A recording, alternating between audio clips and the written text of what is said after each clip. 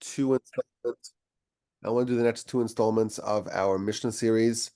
We've been doing it at a rapid fire clip because I'm trying to finish it in 2024. My friend told me, he says, listen, Rabbi, you've been at this for almost 7 years. It's time. It's time to wrap up the book of ethics. And I agreed. So I said, I'm making a big effort to try to finish it in 2024. So let's get on. We are still in Mishnah number 6 of chapter number 6 of Pirkei Avos. We are nearing the end of this magnificent magisterial work, and we're studying the 48 ways that our sages have distilled and organized for us of how we can acquire Torah. We all want Torah. Torah is the greatest achievement that we can have in our lifetime. It's the most direct and potent link that we can forge with our Creator. And our sages tell us that there are 48 different pathways and portals to acquire the Almighty's Torah. And we're going through them one at a time to try to deepen our connection with the Almighty via His Torah. And we're up to way number 46. So this is the third to last, the anti-penultimate way to wisdom, Hamachtim es Rabo. From the word Chacham, to make your teacher wise. A way for you yourself to become wise is by making your teacher wise. That is way number 46 to wisdom as organized and codified and canonized by our sages. Now, what does it mean to make your teacher wise? How would a student make a teacher wise? Question number 1. Question number 2, we're trying to acquire wisdom ourselves over here. That's the subject of the Mishnah, how to achieve wisdom. Why would me helping my teacher become wise? Why would that carry over and help make me wise? So, of course, our sages offer a variety of different ideas, and all of them are legitimate. Idea number 1, the most basic idea, is that if you have a teacher and the teacher teaches, well, you're a student and you listen, you hear, you understand, you accept. But there's a way to engage the teacher and make the teacher wiser. You can sharpen the teacher by peppering them with incisive questions and feedback. And that's what our sages are telling us here. When you're a student, you want to make the teacher wiser. How do you do that? By asking tough questions on their lecture. There are 2 types of questions. You don't understand something. It's not clear. It's a little bit murky and opaque, and you want to clarify it. That's one sort of question. There's a second sort of question. That's a challenging question, where you understand what they're saying, but you are attacking it. You're questioning its accuracy, its legitimacy, its veracity.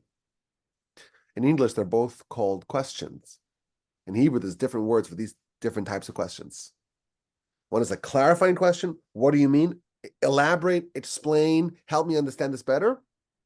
And then there's a challenging, attacking question. I'm going to disprove you. I have evidence to disprove you. And for us in polite society, it may not seem to be the right thing to do, that the teacher, they should be granted a certain degree of respect. Maybe you shouldn't challenge them. No, challenge them. Attack them. Try to disprove them. And make them wiser. I remember when I got to yeshiva, one of the things that irritated me the first year when I was in, not like yeshiva high school, but like post-high school yeshiva, is that the lecturer, great sage, there was one particular sage of the previous generation that whenever he would cite him, he would disagree with him and try to disprove him. And I remember hearing that he really enjoys to take one of the great sages of the previous generation and to disprove it. And it didn't make sense to me. This is a brilliant sage, legendary sage with famous books that are found in every single yeshiva library. Shouldn't we just accept the brilliant teachings. But no, it doesn't work like that in Torah. It's all fair game. It's the great equalizer. And there's a great challenge to say there's a legendary sage who is famous and universally respected and revered. And they come and they say something in Torah, and I'm going to do whatever I can to disprove it. The way they used to test the suitability of students to some of the yeshivos of yore, they would give them a citation from one of the preeminent sages and say, disprove it. Find the flaws. Poke holes in it. Argue on the giant. Question the legend. That's what we're supposed to do. Sharpen the teacher. You have a teacher? Make him wiser. Benefit them by forcing them to address a sharp question. And when they do that, when you challenge them, and they have to upgrade their idea, they have to hone their argument. They may need to refine what they're saying and maybe position it in a way that avoids your question, or even amend it, or even alter it. What you've done is that you've benefited the teacher tremendously because you challenged them. The Talmud has a very famous statement. We've mentioned this numerous times. One of the great sages said, I studied a lot of Torah from my teachers. But who taught me even more than my teachers? My friends, my colleagues, my peers.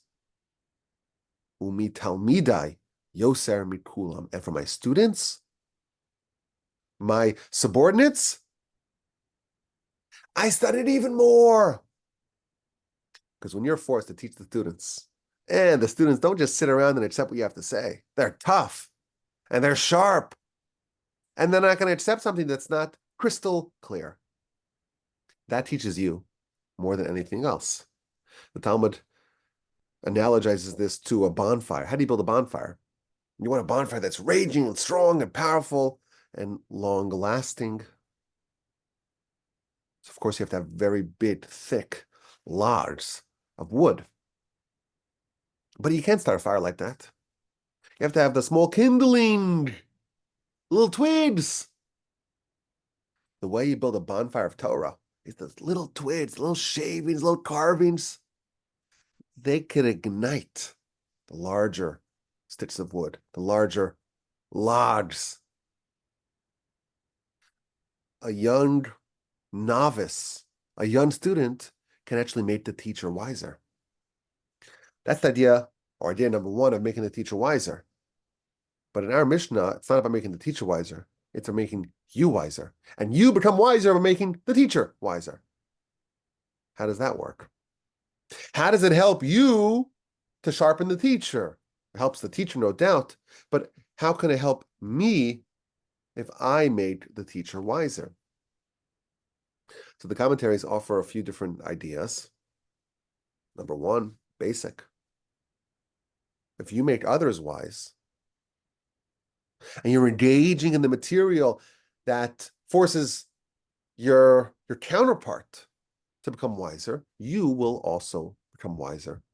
As a result, you're going to integrate the Torah within yourself deeper. And the commentaries add like a psychological point over here. If I raise a question, I have an angle that I pose. Naturally, we're all more engaged when it's our idea, or our challenge, or our question, or our citation that's being addressed. We all have a natural affinity with our own ideas and our own questions. So suppose I'm the one who poses the question that forces the teacher to engage and to become wiser. And it's my question that's being analyzed and debated and addressed. And the teacher is genuinely considering what I had to say. You know who's super engaged? I am. Because it's my question being discussed. So this is a way to rope someone in to really become engaged in their studies and can kind of supercharge their entry into the delightful world of Torah. The Torah it's big, it's vast, it could be intimidating. There's a way to kind of have an accelerated entry into the world of Torah. And that's when it's my question. It's like my little baby. I'm so engaged. I'm so interesting. That's what's dominating the dialogue. I'm in. One of the problems that we face if we're trying to help newcomers, give them a little on-ramp into Torah. You have someone's attention, but you have it for an hour, and they know nothing about Torah. They're never exposed, never learned nothing.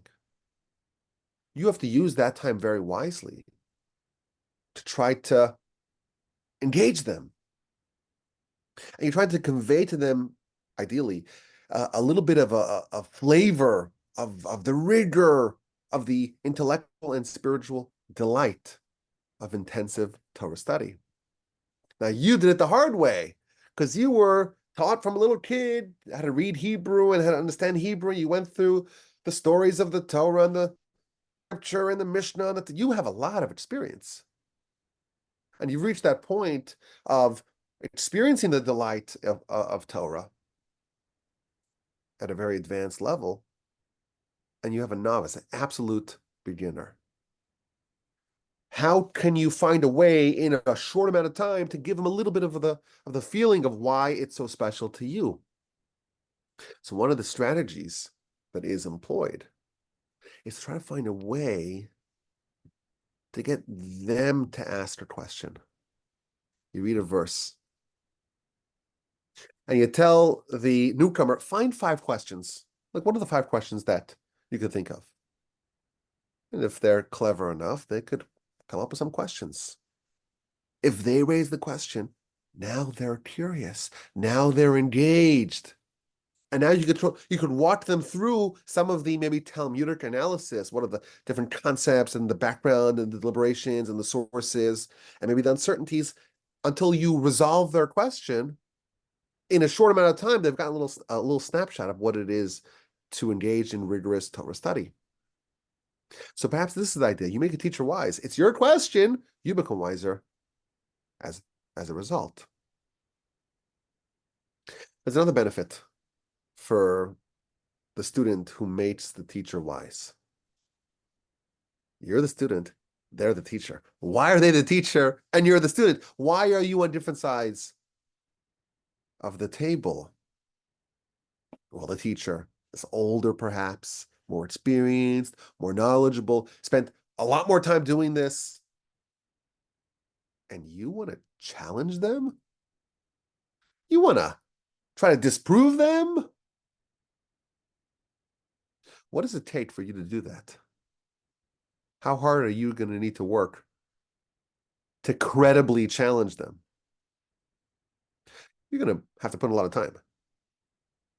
Because when they just roll out of bed and they say something, it'll be very hard for you unless you really fiercely study and work and analyze. It'll be really hard for you to challenge that.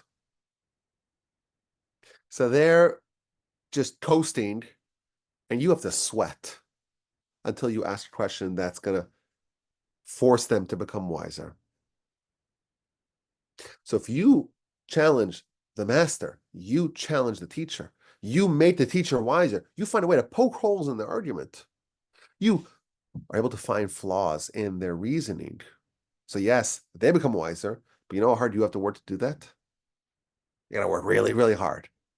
And if you undertake the challenge of making your teacher wiser, invariably and inevitably, you will become wiser as a result. So that's idea number 1, the general idea. What does it mean to make your teacher wise? It means to ask them questions and challenge them and force them to respond and react to your line of questioning. The commentaries offer a different interpretation of these words, to make your teacher wiser. Not necessarily to make them wiser in reality, but to make them wiser, to render them wiser, to consider them wiser in your perception, in your eyes. You have a teacher. Listen, they're not the Michael Jordan of Torah study. They're not. Okay, they're your teacher. And they're good. But they're not like the greatest teacher in the world. So if you were being fair about it, you say, listen, they're a fine teacher, they're a well-meaning teacher, that they're even a competent teacher, but there are a lot other teachers who are greater. That's a very dangerous position to have. Because then you'll say, you know what, they're a teacher, but maybe I could skip this. It's not so important. After all, we're not dealing with the absolute best of the best. And what's going to be, you won't have this teacher and you won't go to any teacher. So if you don't value your teachers, you'll end up not studying at all. And therefore, the Mishnah is advising you, make them wise in your eyes, in your perception. Consider them wise. Aggrandize their ability, their intelligence, and sagacity in your eyes. And that will motivate you to continue studying under their tutelage. If you don't consider your teacher that special, they're not that special. You're not going to pursue them to study under them, and that will have a very negative, injurious, and deleterious effect on your acquisition of Torah. And thus, you ought to make your teacher wise. Consider them wise and talented and capable. Perhaps even exaggerate their greatness, and that will motivate you to study under them and thereby increase your wisdom. It is common practice for students to give very lofty honorifics and titles for their teachers. You have a teacher, this is your rabbi, this is your spiritual guide. Are they the best in the world if we were ranking them in Madden 2025? No, they're not. But they're your teacher. They're the one in your community and your synagogue and your yeshiva. They're your teacher. You have to kind of upgrade the perception of them in your eyes. Because once you do that, you've just tricked yourself to say, I want to study more Torah. And there's another way that the commentaries explain this idea. So we have the idea of challenging the teacher, making them wise. We have the idea of considering them wise, even maybe if they aren't objectively that wise. There's another idea. Consider your teacher wise and try to reconcile their teachings. It may seem a bit puzzling. What do?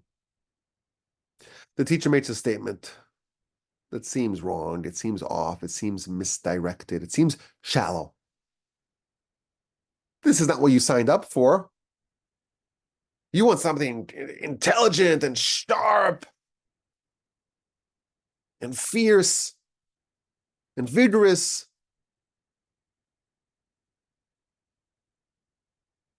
Got a little visitor here. Excuse me. Well, what do? Teacher said something that was a bit off. So your inclination may be to say, well, okay, this I'll disregard. This is not something I need to really study so intensely. Says the Mishnah, make your teacher wise, consider them wise, and strive to understand their message. Don't just reject it offhand. It's wise. You don't get it. Well, let's try to figure it out. I would say this is the bread and butter of Talmudic study in the great yeshivos. You read a citation of the Talmud, and you read the Rashi commentary, and this happens on every single page of Talmud, by the way. You read the Rashi commentary, everything makes sense. He's explaining every step of the Talmud and the question and the back and forth and the dialogue and the debate and the conclusion. And then you open up the other commentaries, the Tosfos commentaries.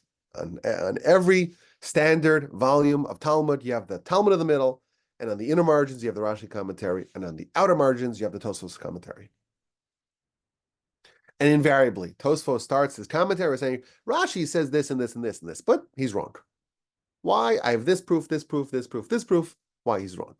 Therefore, I will offer an alternative interpretation of the Talmud. Made sense. That happens on every single page of the Talmud. So we may say, listen, I read Rashi. It made sense when I read it, but then the Tosfos says I have all this evidence to disprove Rashi. So let's discard Rashi. That's what you may think. But no. That's not what happens. Now our work is cut out for us.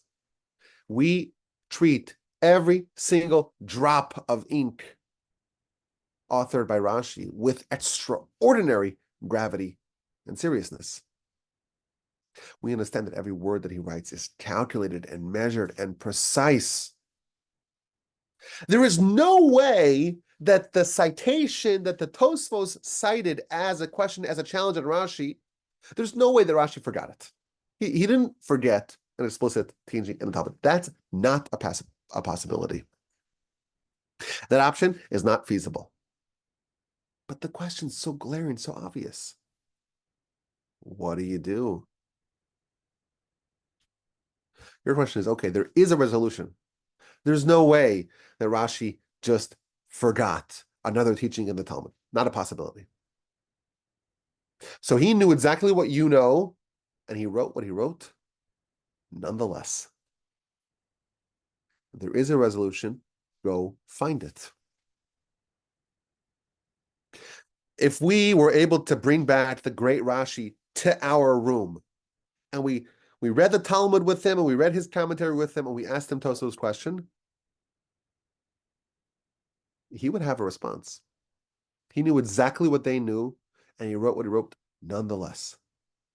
Our job is to figure out what that resolution potentially would be. Find the resolution and prove it.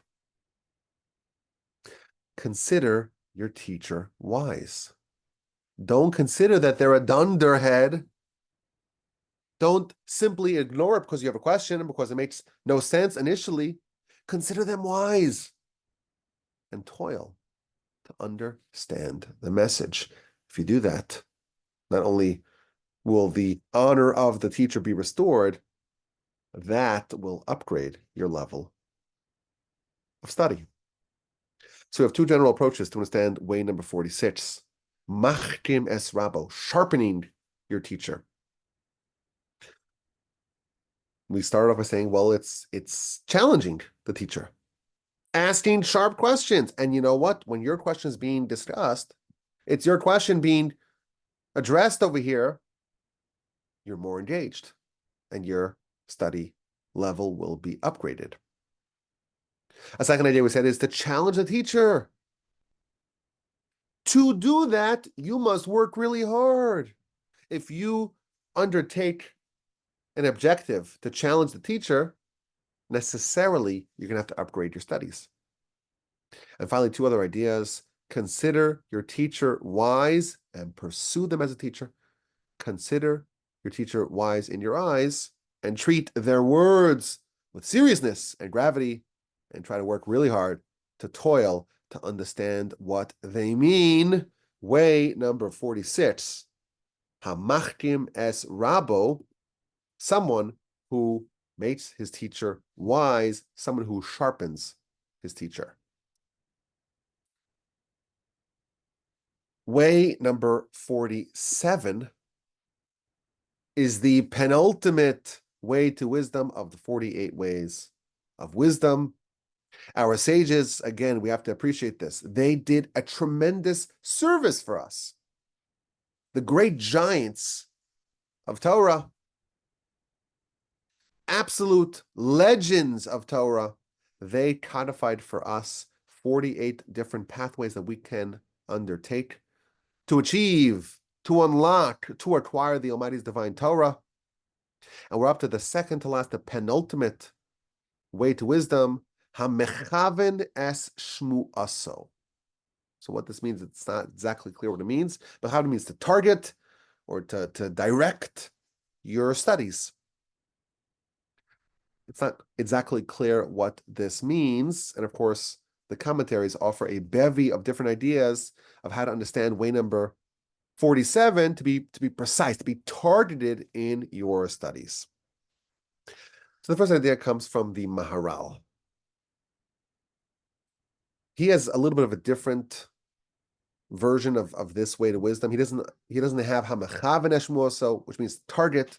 Instead, his text of the Mishnah reads Hamavin Es Shmuoso, who understands the teaching.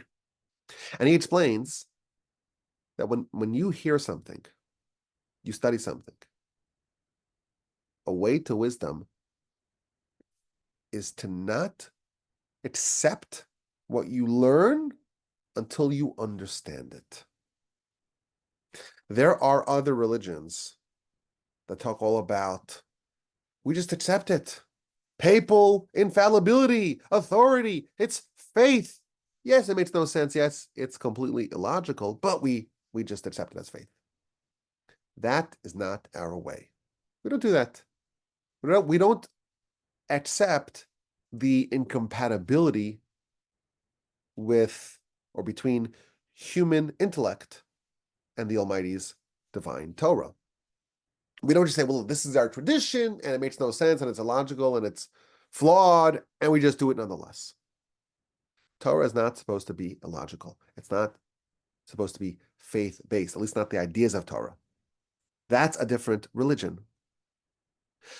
Teachings are not supposed to be completely inaccessible. It's beyond human intellect. Now, of course, we all know, excuse me, we all know that there is a class of mitzvos known as chukim. A chok is a mitzvah that makes no sense to human intelligence. Why we should not steal or murder or embezzle, that can make sense to us. But why we can't wear a garment that's half wool and half linen? A wool garment, that's fine. A linen garment, that's also fine.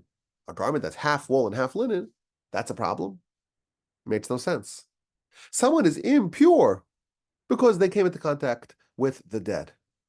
And the way to resolve that is to take a red heifer and to slaughter it and to burn it and to make a huge pile of ashes together with other things and sprinkle it on day 3 and day 7. Makes no sense to us. And this is called in the Torah a chok, a mitzvah that makes no sense to us. But the commentaries are quick to remind us that the fact that it makes no sense to us, that doesn't mean that it's bereft of logic. Quite the contrary. It is completely logical. It's just that not all of us are capable of unbridled logic.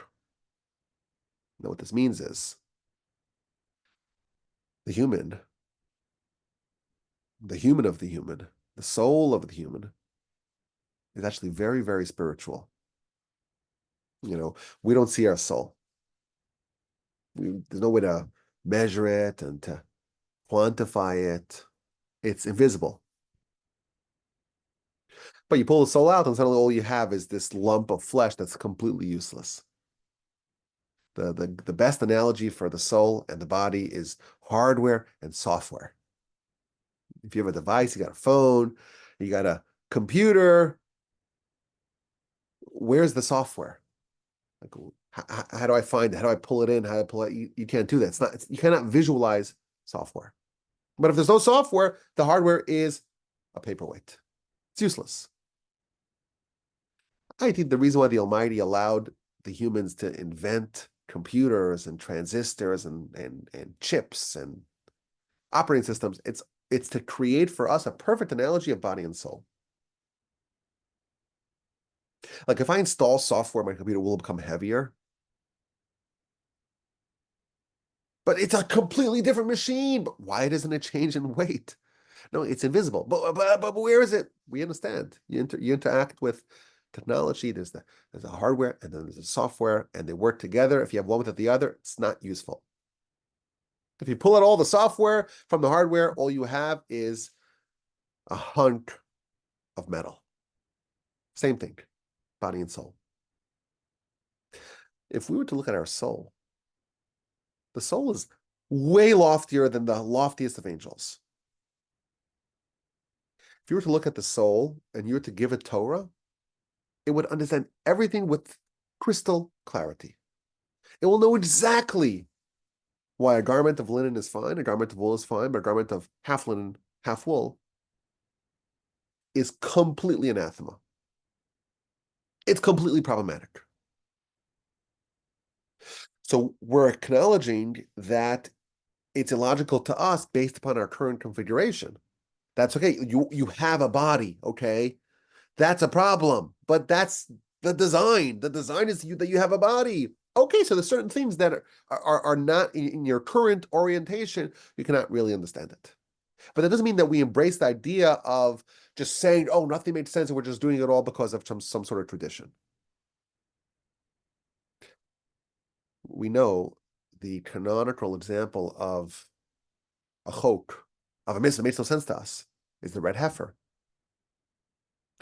But scripture tells us that there was one person who did understand the red heifer completely. And that was Moshe. And the commentaries explain that Moshe was the most soul-based person who has ever lived, maybe with the exception of Adam before his sin. And he was at a level of human that was able to understand it, because he was no longer suffering with the ill effects of having a body. And this is a big idea, and we've spoken about this in the past, but Moshe was someone that the Torah tells us he buried himself. You look at Rashi's commentary in chapter 34 of Devarim. Moshe buried himself, which is a way of the Torah telling us he was not subject to death. Red heifer, that's the antidote to death, and therefore anyone who is associated in any way with the concept of death cannot fully understand it. Moshe is loftier than angels. He's like the most human of all humans. He has this unbridled soul, and he understood the red heifer completely. So I would rephrase it and say that there are parts of Torah that are beyond us, not because it's beyond human intellect, but because we're not human enough to understand it. We're so mired in sin and corrosion of the soul, of course, relatively speaking. We're so submerged into the world of the Yetzer Hara. We're so much more body than soul. That's why we can't understand it. But truthfully, as an ideal, Torah should completely match seamlessly with all the other creations of God. Torah should not in any way violate natural law. Not science, because science and Torah, of course, cannot be contradictory. They're both the handiwork of God. And of course, humanity, the ultimate creation of God. Torah and humanity are a perfect match. Which is why, of course, child, before they're born, the soul before birth, knows all of Torah, because it's the natural law of the soul. Of course, for the purposes of creating free will and creating the possibility for earning our greatness, we have the body with the physicality, with the challenges of life. And that murkiness makes parts of Torah hard for us to understand. But the truth is, there's perfect compatibility between humanity and Torah. And if the Torah violates your intellect, if you don't understand it, it's not the mark of a sage to say, I simply accept it. Try to find out exactly where that hang-up is. Hamevin es shmuaso. One of the ways, way number 47 to acquire Torah. Understand it. Don't just accept it. Now, again, if you reach the point where you understand it and you realize why you don't understand it because you're not Moshe, that's okay. But to just mail it in and say, well, it's beyond us, that's not the way to achieve a deeper level of wisdom. I saw one of the commentaries. I just enjoyed reading this. He says there's different types of ways to study. Don't be, this is a quote, don't be like those students who are chattering. His words, not mine, in Hebrew. Hametzafzafim. They're just chattering, they're talking, and they're speaking, and they're studying. They don't have the insight. They don't understand the roots and the essence. They can pay lip service to it, but it's going to evaporate. And yes, if you were to ask them a question, they could just spit it out, word for word, verbatim. They don't really understand it. To understand it in your mind, not just in your mouth. And how do you do that? You might need to work hard to do that, right? You might need to review it and to really cogitate over it, to really understand it. To really understand it, not just about to say it, but to understand it. That is another way to interpret way number 47, ha-mechaven eshmoso. There's another idea that the commentaries suggest. There's a magnificent classification in the Midrash. Rabbi Judah the Prince was talking about all the different sages, and he was classifying the different sages. And when he got to Rabbi Akiva, he said, Rabbi Akiva is like a full warehouse, jam-packed warehouse. And then he would explain. Rabbi Akiva is he's like a farmhand who takes a big box or a big barrel, and he goes out and he starts collecting the different grains and the different fruits in the field. So he finds some wheat and he gathers some of the wheat, puts it in his box. And he goes a little further and finds some barley, gathers that, puts it in the box. And then he finds some oats and he puts that in the box, and some spelt and he puts that in the box, and some lentils, he puts that in the box. So what does he have? He has a box full of all these miscellaneous different yields from the farm. And then he brings it home. Time to go back to the warehouse. Now, what do? If it was just me, I would just dump it on the floor. Okay, well, job's done, right? No. Rabbi Akiva, when he takes this bulging satchel of fruits from the field, he goes back to the warehouse and he begins to organize it. And he says, okay, let's take all the different wheat and separate it and organize it. This is where the wheat belongs. This is where the spelt belongs. This is where the oats belong. This is where the barley belongs. This is where the apricots belong. That's how Rabbi Akiva would study. When you hear ideas and you amass ideas, sometimes they're just jumbled together. And your work after you hear those ideas is to say, okay, now it's time to organize and classify and differentiate with the different subjects in a way that it's completely organized. Now, in my head, I know, okay, where does this come from? Where does that come from? And everything is separated out according to topic, categorized. Everything's arranged in a different format, not just the way you accept it. I accepted all the ideas and now I have a big jumble in my head. Okay, now I'm going to work really hard to try to organize them by topic and by concept and so on. And now I can very easily understand where something fits in the bigger picture. So the commentary suggests maybe that's what it's being hinted over here. You study, but now you target, now you're precise in it. Now you understand how it all fits in. Now you understand where it all belongs. My dear friend Bruce, everything he hears, he writes down and organizes it based upon a certain topic. So he has these thick books. All the Torah ideas, but it's all organized in his own way. That's an example of what the commentaries here are saying. way number 47. You can hear so much, but unless you do that work to figure out what category of an idea is this, and how does it fit into some of the other ideas, and what is it similar to? What other ideas is it similar to? And so on. If you don't do that work, you may have a lot of information, but it's not very handy, and it's not very useful.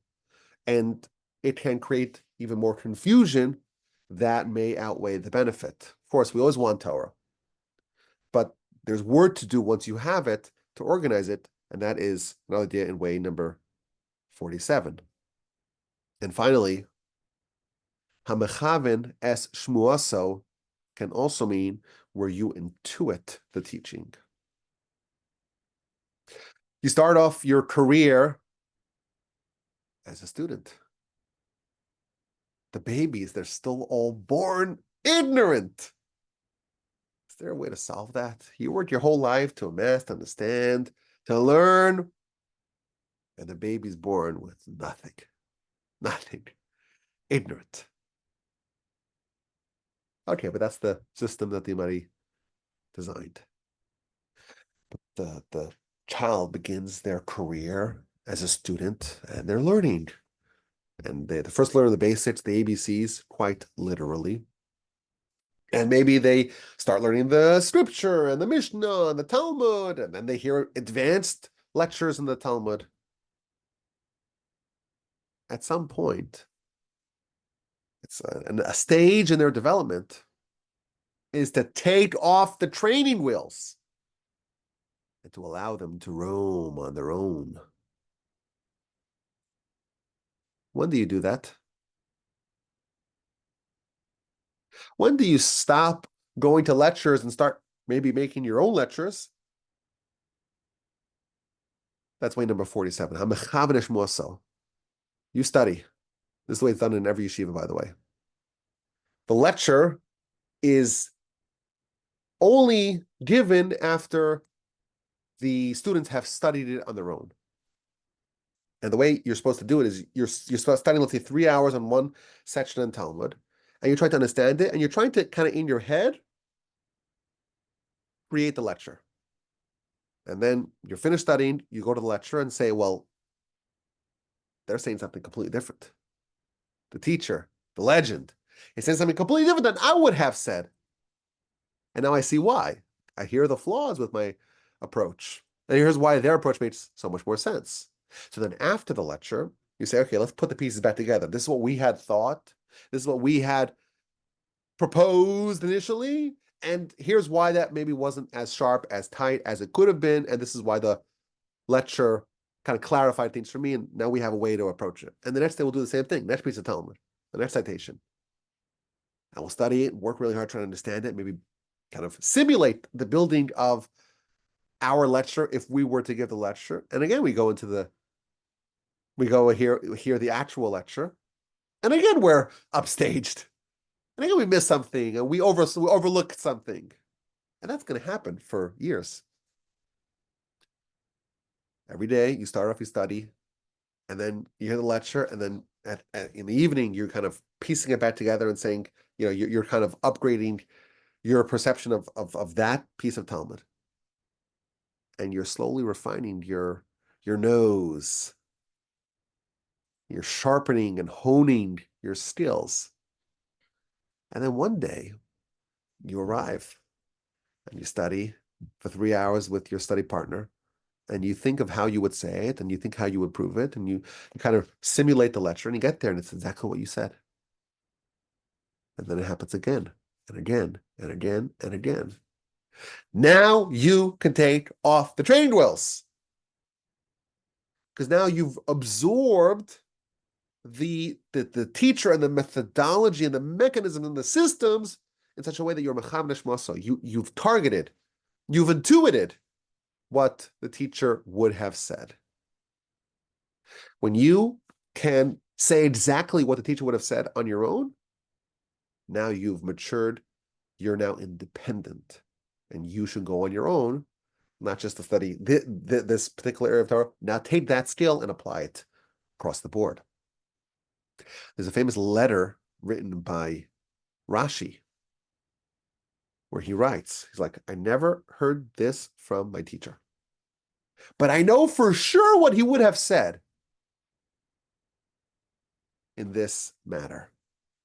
In every situation, someone's mature in their Torah, in their as a student, they've reached that point of independence. They should know for sure what their teacher would have said, even if the teacher never explicitly opined on that matter, whether it's a matter in Torah or even it's a matter in life. Because after all, what's our life? It's the greatest dilemma of all. It's the greatest Torah dilemma of all. What does the Almighty want of me in my life? That too is a part of Torah. What should I do? How should I utilize my opportunities in my lifetime? A Torah teacher will give us direction and guidance. And I ought to be able, in every circumstance, in every question, in every crossroads that I face, I ought to be able to try to understand what would my teacher, my guide, what would they have said in this circumstance? That's a result of Hamechaven Eshbos. Way number 47. We are down to the last way to wisdom. We finished now way number 47. Hamechaven Eshmoaso. He who targets, who's precise in their studies. And we said a variety of ideas, of course. We said, number one, don't just accept it as gospel. That's not our way. Organize it. Everything's classified. You pull it all in. Maybe it's a big mishmash, and now it's time for you to organize it yourself. And finally, mechaven, to target your teaching, to intuit what your teacher would have said. That is way number 47. My email address is rabbiwolbe@gmail.com. I want your questions, your comments, and your feedback. And of course, you can always send them to me via the email. Is even though I've been a bit behind lately, I apologize. We're going to catch up to everyone, I hope. rabbiwolbe@gmail.com. I look forward to receiving your insight and your feedback. Okay, let's open the floor here.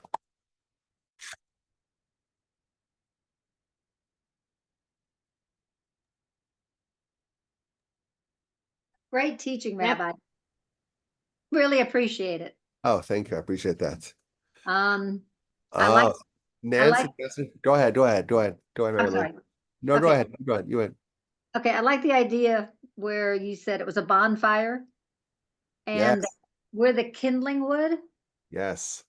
So when we kindle you to think more and add more to the class, we somehow get a little bit of credit for that. Absolutely. I mean, that's pretty wonderful. Plus, we're also stimulating the other students, so we should be really trying to get a lot of questions while you're teaching. You know, that makes me very happy. Yeah, you definitely got that one down, and you do that to us at the beginning of every lecture. Yes, I always, yes, very important to, again, it's a much more engaged way of learning, and everyone benefits. It's just a great benefit all across the board. So yes, it's 100% encouraged. And I remember hearing "Stump the Rabbi." Isn't that appropriate? Yeah, that's funny. I know, I know. And on the second point, on 47, you were talking about wisdom, understanding, and knowledge, and that's Proverbs, right? Of course. Yeah, that's the book about that. That's right. Absolutely. And Barb and I are going to do that to your book. Oh, I love it. And we're welcoming anybody who wants to join us. We I have. love it. I mean, we just talked about it yesterday. Nice. So, thank you. Yeah, well, thank you. I appreciate that. Yeah. Really do. Looking forward to all the challenges. Yeah, we'll be sending you questions, I'm sure. Rabbi, I love what you said about how people are taught. So, oh, she is just adorable. Hi. Oh, look at her. Okay, sorry. I don't go to the Torch Center. Oh, Okay, look. she's adorable. When you're educating, is it this fascinated me? Let me get it out. My brain is kind of okay. You said something like you, instead of listening to a lecture first, you learn it first and then hear the lectures? Yes, that's the way That is that's different than normal people learn. Am yes. I okay? That's fascinating to me. And That's phenomenal. that's the benefit of the yeshiva system, because the students would spend 3 hours studying the Talmudic citation, and they have a lot of time to work it through. And then they It got, is a great way to get people, like, it's so amazing yeah, to get, you say, to see the flaws in your logic, because how else are you going to do that, right? yeah, yeah, It's an amazing way to teach. I just, kudos, thank you for sharing that. It's an amazing wisdom. Wonderful. thank you. Now, Nancy in the comments is asking, Rabbi, will you giving us the next topic each week so we can study, prepare your lectures and have 5 questions for everything? I don't know if I'm confident enough. Y'all are too sharp for me. Maybe we'll do that. Maybe we'll do that once, where everyone listen. You do know that I teach on the Parsha podcast every week the next Parsha, right? So it's not a secret what the subject matter of the Parsha will be. Yeah, that you know ahead of time, but you don't know which part of the Parsha it is, right? That's the problem, because you could prepare one part, we could talk about something else. But I wish I knew. If I knew, I would tell you. But yeah, it's a very different way of studying. People, you go to university, and the lecture is the learning, but that doesn't have that same impact as you learn on your own, then hear the lecture, and then go back through it and kind of map out where your ideas diverged from each other. And that's a way to really accelerate the upgrading of the studies. Yeah, it's a completely novel way of doing it. Paul. Great lecture, Rabbi. Can you hear me okay? Perfectly. Okay. So it made me think of, do you know what acquired savant syndrome is? No, but I like it. Okay, well, this is well documented, multiple instances of cases where people have a traumatic brain injury one way or another, and afterwards they develop savant type of abilities, music, math, languages, all sorts of wonderful skills. And what's always fascinated me about this is that what that means is it was embedded in them all the time. It just had to somehow be unlocked, and through this strange brain injury, they unlock it. So they lose out on other things? Like, is there a yeah, trade? sometimes, yeah, there tends to be some mental health problems with it. I think frequently there is some trade-off. I'm not sure how severe it is in each case. But the concept is what fascinates me, is that deep within us. And so this makes me think of how also God embedded this soul in us that has this incredible capabilities. So I'm wondering if that the Torah study is not, maybe not so much that we're slogging away at it, adding to our physical body, but we're actually on this spiritual excavation where we're unlocking and raising our soul's control. That's really where we gain that super knowledge and that ability to know a lot more Torah. Not so much our physical efforts, but the physical efforts elevate the soul.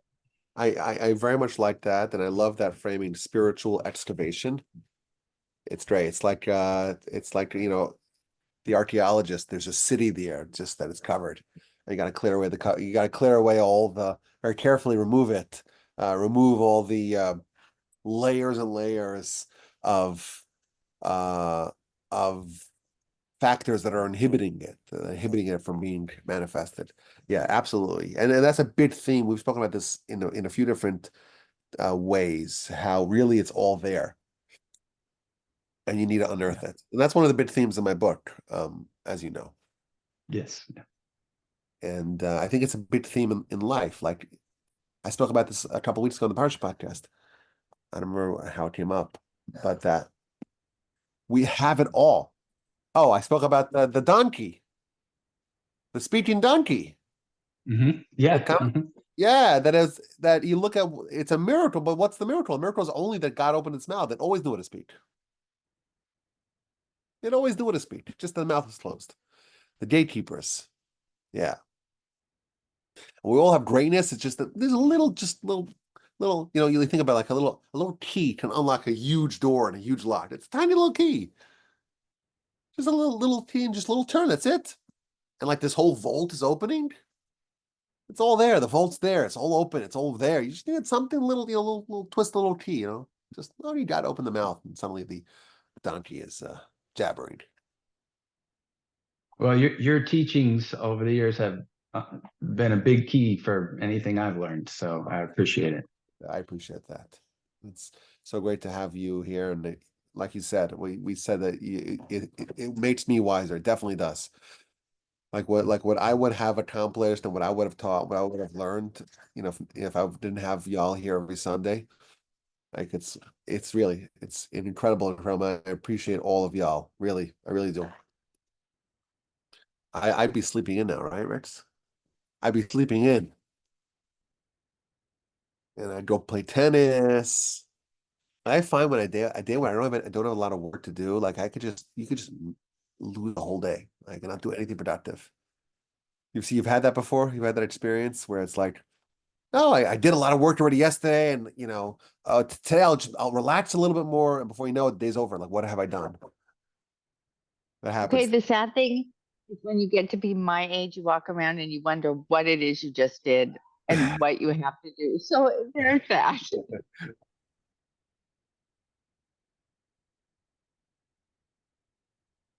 Okay, who else wants to join the conversation?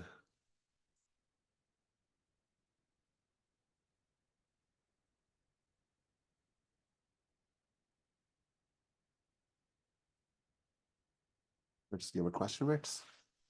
Do you want to say something, Rafa? Want to join the podcast?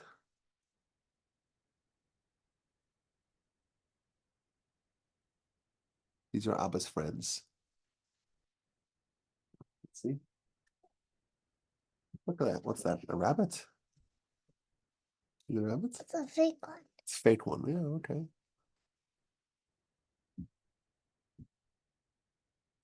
This is the benefit of having to, I teach over here. Usually I go to the center, there's no one there. Torch center. Right, Ritz?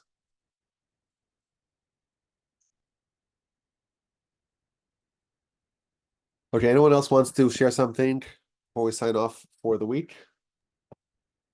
Rabbi, a little bit of housekeeping. This coming Thursday is the first Thursday of the month. Yes. Yes.